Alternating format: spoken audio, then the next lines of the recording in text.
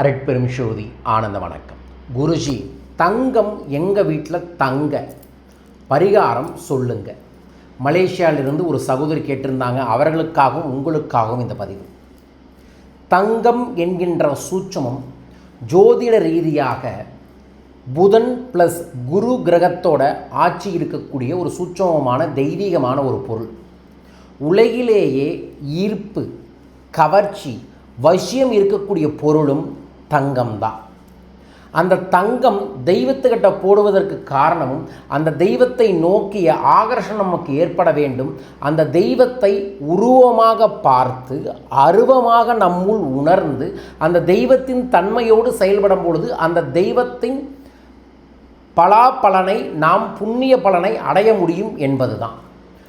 நம்ம தங்கம் வாங்குகிறோம், middle class தங்கம் வாங்குவதே எமர்ஜென்சிக்கு யூஸ் பண்ணுறதுக்கு தான், மாற்றமே இல்லை. அப்படி வரக்கூடிய தங்கம் மீண்டும் அடமான கடையிலேருந்து திரும்ப வீட்டுக்கு வருவதற்கும் வீட்டில் தங்கம் நிற்பதற்கும் குருவை வழிபாடுகள் செய்யுங்க. குரு அப்படிங்கிறவர் வியாழன் அப்படின்னு சொல்லக்கூடிய குரு, நவகரங்களுக்கு கூடிய குருவையும் வழிபாடுகளை செய்யலாம். தட்சிணாமூர்த்தி அப்படிங்கக்கூடிய அந்த குருவையும் வழிபாடுகளை செய்யலாம். உங்களோட வாழ்க்கையில் நல்வழிகாட்டக்கூடிய ஏதோ ஒரு விதத்தில் ஆரோக்கியத்திற்கோ ஆன்மீகத்திற்கோ வாழ்வியலுக்கோ அந்த குருவோட தொடர்ந்து டச் இருப்பதும், அவரோட பேச்சை கேட்பது, அவரோட பார்வையை பார்ப்பது, அவர் சொல்லக்கூடிய செயலை சரியாக செயல்படுத்துவதும் கூட உங்களுக்கு குரு கடாட்சத்தை தரும். அந்த குரு கடாட்சத்தை தான் குரு பார்வை கோடி நன்மை என்று சொன்னார்கள். ஸோ குருவை பார்க்கக்கூடிய வாய்ப்பை ஏற்படுத்திக்கங்க. குருநாள் காலையில் விரதம் இருந்து அன்னதானம் செய்வதும் அதை தன்மையை ஏற்படுத்தி தரும்.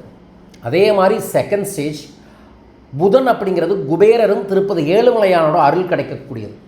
ஏகாதேசி விரதம் இருப்பதும், வெள்ளிக்கிழமை மாலை 6 மணிலிருந்து 7 மணிக்குள்ளே குபேரருக்கு ஒரு வீட்டில் தீபம் ஏற்றி குபேரரை பிரார்த்தனை செய்வதும் தங்கம் சார்ந்த பயத்தை தங்கம் தங்கக்கூடிய வாய்ப்பை ஏற்படுத்தி தரும்.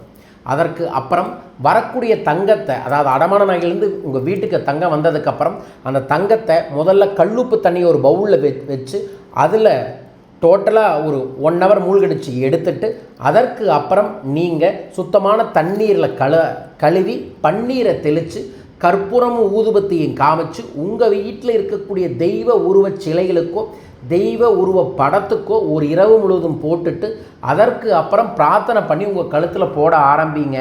தங்கம் தங்கக்கூடிய வாய்ப்புகள் உருவாகும். அதற்கப்புறம் சேமிக்கக்கூடிய பணத்தை வச்சு கொஞ்சம் கொஞ்சமாக தங்கம் வாங்குங்க. 100 ரூபாய்க்கு 200 ரூபாய்க்கும் கூட இப்போ டிஜிட்டலில் கோல்டில் நீங்கள் இன்வெஸ்ட் பண்ண முடியும். நானும் கூட அக்ஷயம் ஜுவல்லரி மூலமாக டிஜிட்டல் கோல்டு வச்சுருக்கேன். விவரங்களுக்கு தொடர்பு கொள்ளுங்க.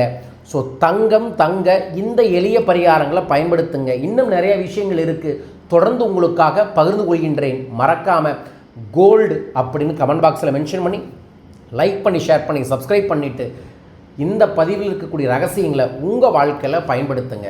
உங்கள் வாழ்க்கையில் இருக்கக்கூடிய எல்லா பிரச்சனைகளுக்கும் நான் பயிற்சி வகுப்புகளின் மூலமாகவும் பரிகாரங்களின் மூலமாகவும் தனிநபர் ஆலோசனையின் மூலமாகவும் வழிநடத்துகிறேன். என்னை தொடர்பு கொள்ளுங்கள். வாழ்வு வளமாகும். மீண்டும் ஒரு அற்புத பதிவில் உங்களை சந்திக்கின்றேன். வாழ்க தங்கத்துடன்.